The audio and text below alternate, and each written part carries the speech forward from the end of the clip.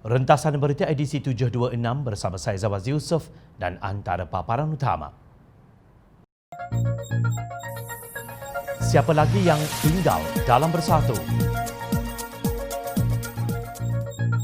Pimpinan PAS perdaya ahlinya sejak 2011. Bersatu Perlekeh guna lambang gacing.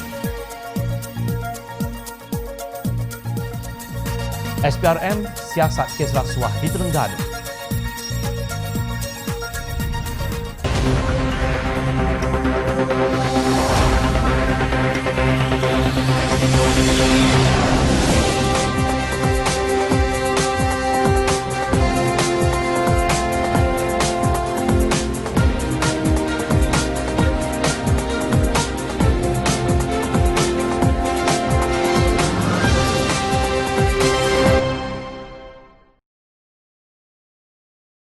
Assalamualaikum dan salam sejahtera.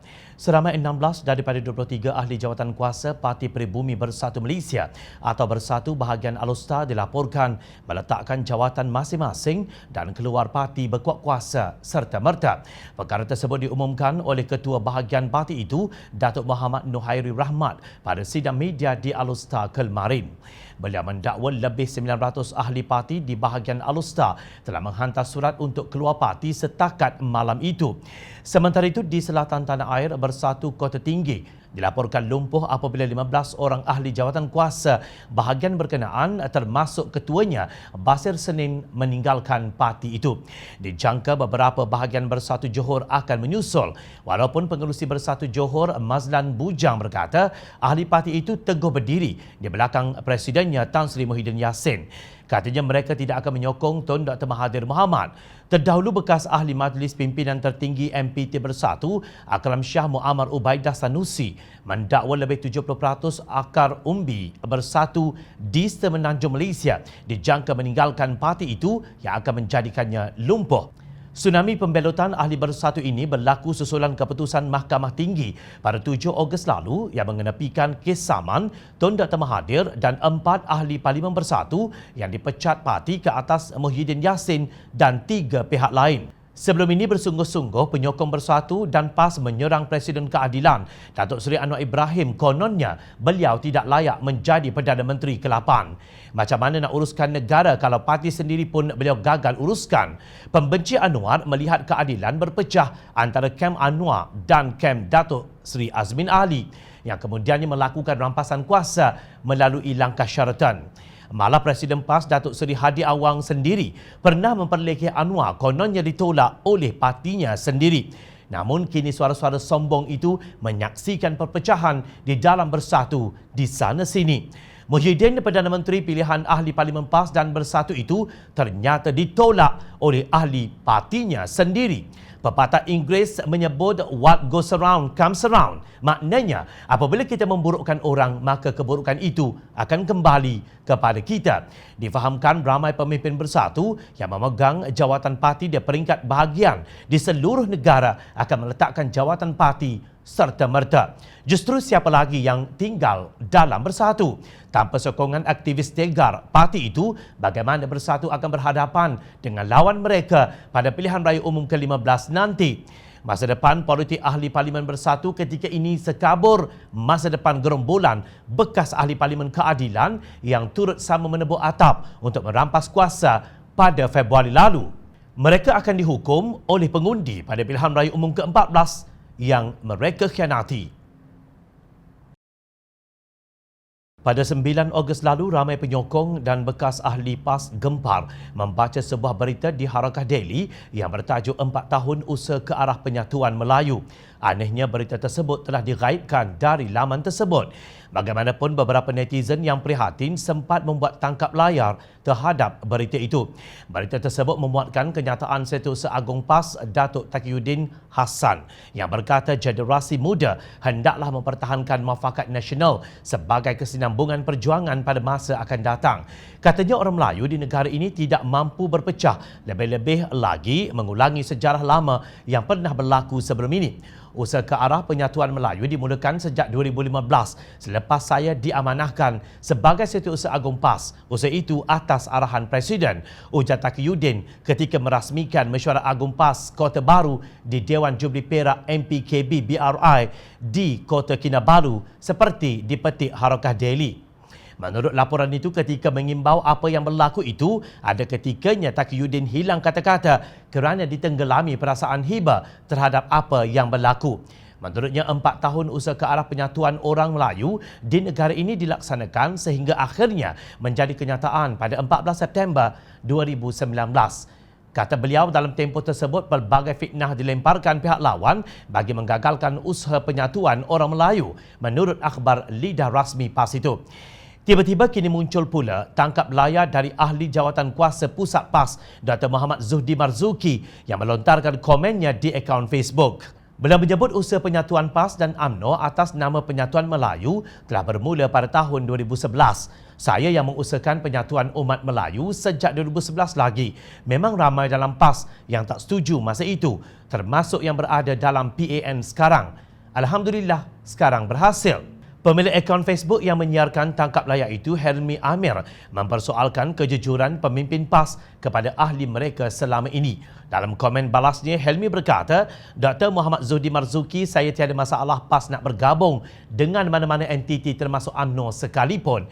Isu di sini kejujuran kepada ahli. Kan molek nak bergabung dengan UMNO, buat mesyuarat khas membahaskan usul dari 2011 lagi. Tidaklah sesama ahli bergaduh isu ini dan pimpinan pula nafi perkara sebenar.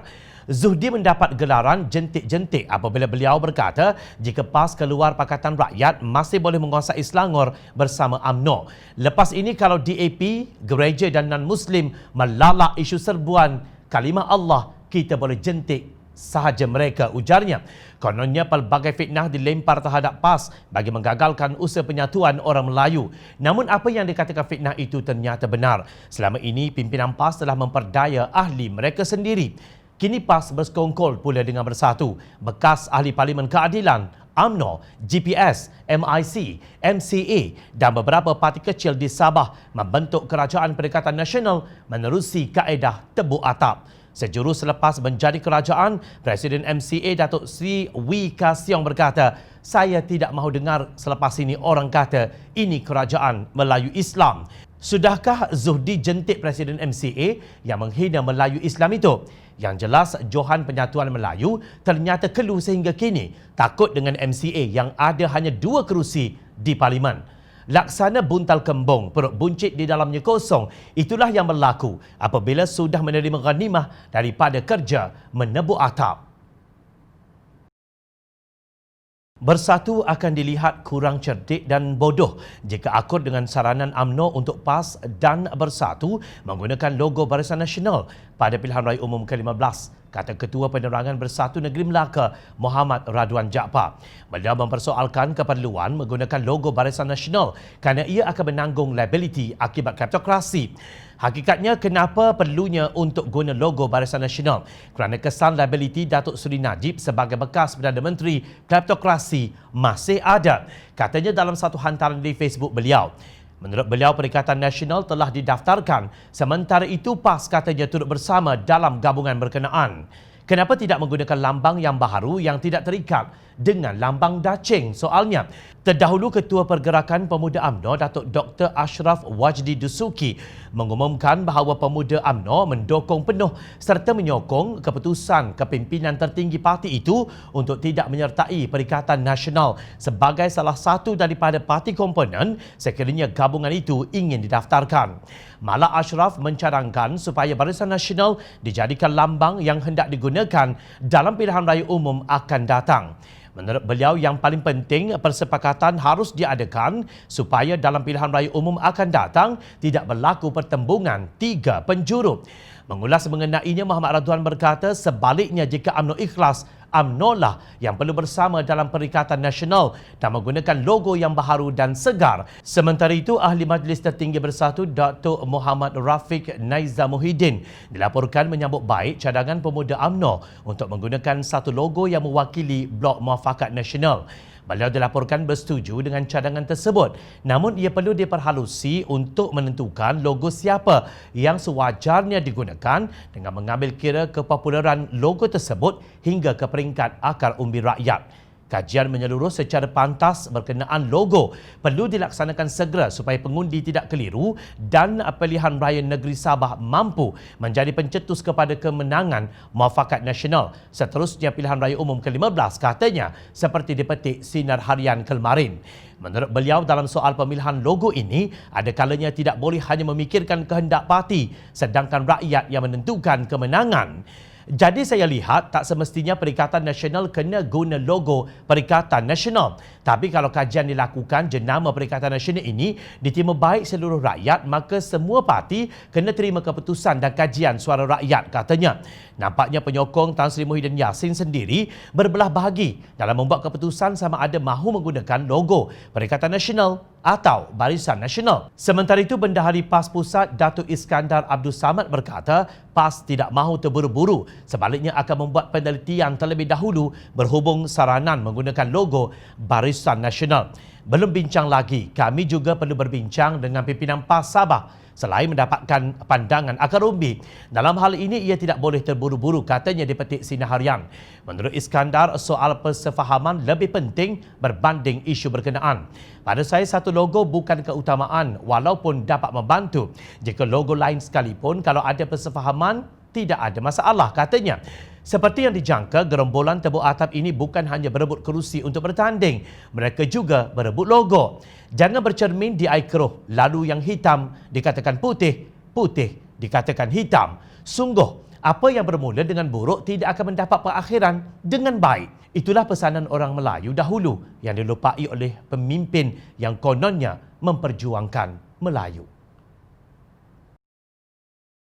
Suruhanjaya Pencegahan Rasuah Malaysia SPRM Terengganu sedang menyiasat dakwaan seorang ahli Dewan Undangan Negeri di negeri berkenaan yang terbabit dengan rasuah yang berjumlah RM500,000 bagi kelulusan projek pasir.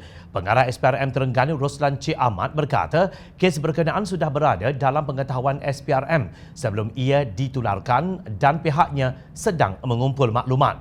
Isu ini dalam pengetahuan SPRM sebelum ini dan kita harap tiada pihak yang menyebarkan sebarang maklumat di media sosial kerana tindakan sedemikian sedikit sebanyak mengganggu siasatan. Jika ada pihak mempunyai bukti yang dapat membantu siasatan boleh tampil ke SPRM kerana kita iaitu SPRM tidak mengambil tindakan dengan apa yang tular, sebaliknya mengumpul bukti yang kukuh sebelum sebarang tindakan diambil, katanya dipetik Berita Harian. Baru-baru ini tular dalam media sosial dakwaan rasuah yang membabitkan seorang ahli Dewan Undangan Negeri di Terengganu. Tangkap layak itu didakwa perbualan melalui aplikasi WhatsApp antara pegawai kanan Menteri Besar yang bernama Nurul Islam dalam isu salah guna kuasa dan pengaruh melibatkan urus niaga kontrak pasir. Menurut Pengerusi Pakatan Harapan Negeri Terengganu, Datuk Raja Kamarud Bahrain Shah, Nurul Islam dibawa khas dari Selangor dan memegang jawatan penting di negeri Terengganu. Sehingga hari ini tiada sebarang komen atau penafian datang dari tuan punya badan iaitu Nurul Islam yang disebut jelas namanya dalam sebaran screenshot itu, ujar Raja Kamarud. Menurut beliau, Menteri Besar Terengganu Datuk Seri Dr. Ahmad Samsuri Mukhtar tiada pilihan melainkan mendesak SPRM untuk menyiasat kesahihan sebaran tangkap layar yang melibatkan pegawainya yang telah viral di media sosial.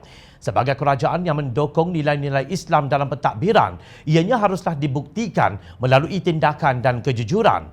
Nurul Islam juga mesti segera menafikan jika sebaran tersebut adalah tidak benar. Berdiam diri adalah sikap yang hanya akan menjejaskan kredibiliti beliau sendiri dan kredibiliti yang amat berhormat Menteri Besar Terengganu juga, tegas Raja Kamarul. Selain itu, Raja Kamarul juga mengingatkan semula tentang sejauh mana siasatan dan proses keadilan kepada 3 projek besar di negeri Terengganu yang melibatkan jumlah yang besar wang rakyat. Setelah siasatan runtuhan bumbung Stadium Gombadak yang bernilai RM300 juta dibuat, anehnya tiada sesiapa didapati bersalah. Taman Ilmu Tembila dibesut bernilai RM350 juta terbengkalai menjadi projek sakit, bangunan pentadbiran terpaksa dirobohkan dan peralatan elektrik dicuri menyebabkan kerugian jutaan ringgit. Kompleks bebas cukai di Kenyer yang bernilai hampir 300 juta ringgit masih belum dapat digunakan sepenuhnya selepas 10 tahun, kata Pengerusi Amanah Negeri Terengganu itu. Dia berkata demi keadilan, Menteri Besar Terengganu mesti mendesak SPRM menyiasat sehingga ke akar umbi kenapa wang rakyat dibazirkan begitu sahaja tanpa diambil tindakan kepada pihak yang menyebabkan kerugian 3 projek berkenaan.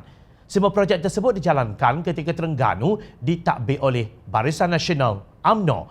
Namun, kata Raja Kamarul Ahmad Samsuri mesti memperbetulkan semula keadaan ini pada ketika beliau berkuasa sekarang.